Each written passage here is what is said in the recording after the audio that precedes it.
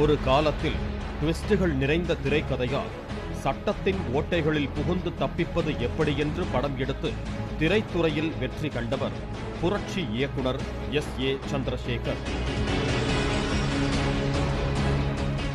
ஆனால் அரசியல் கட்சி தொடங்கிய 24 மணி நேரத்திற்குள்ளாக அவரது நிஜ வாழ்க்கையில் நடக்கின்ற சம்பவங்கள் ஒவ்வொன்றும் ட்விஸ்டுக்கே ட்விஸ்டாக இருப்பதால் என்ன செய்வதென்று தெரியாமல் கடுமையான மனக்குழப்பத்திற்கு தள்ளப்பட்டுள்ளார் S.A. சந்திரசேகர். என்னை பெரிய ஆளாக்குறீங்க, எனக்கு அதுவே நர்வஸா இருக்கு. விஜய் மக்கள் இயக்கத்தை இப்ப அரசியல் கட்சியா மாற்ற வேண்டியதற்கான தேவை என்ன? எனக்கு தேவைப்பட்டுச்சு, நான் பண்றேன். அப்ப மக்களுக்கு என்ன தேவை? என்னது அரசியல் கட்சி தொடங்குவதற்கான அவசியம் எனக்கு இருக்கு அப்படி நீங்க சொன்னீங்க முதல் கேள்விக்கு. இப்ப மக்களுக்கு என்ன தேவை? மக்களுடைய அவசியத்துக்காக நீங்க தொடங்கலையா? உங்களுடைய இலக்கு தான் என்ன? நான் சொல்றேன், மெதுவாக சொல்றேன், தனியா வாங்க சொல்றேன்.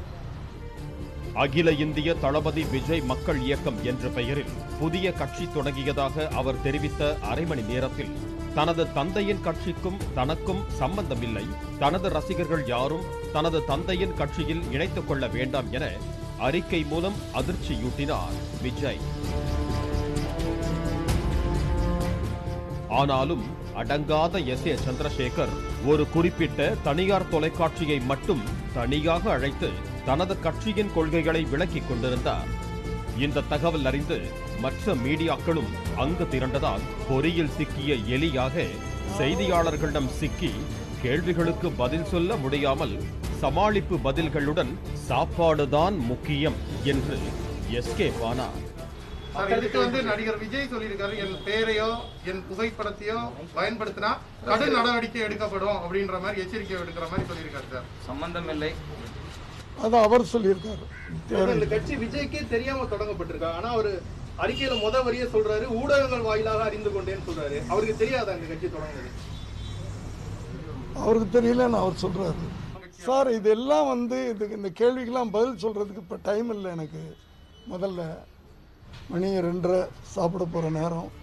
அடுத்த சில மணி நேரத்தில் SACக்கு எதிராக அவரது மனைவியும் ஆயி தாவி மாயி கட்சியின் பொருளாளருமான ஷோபா சந்திரசேகர் திடுக்கிடும் புகார்களை தெரிவித்தார்.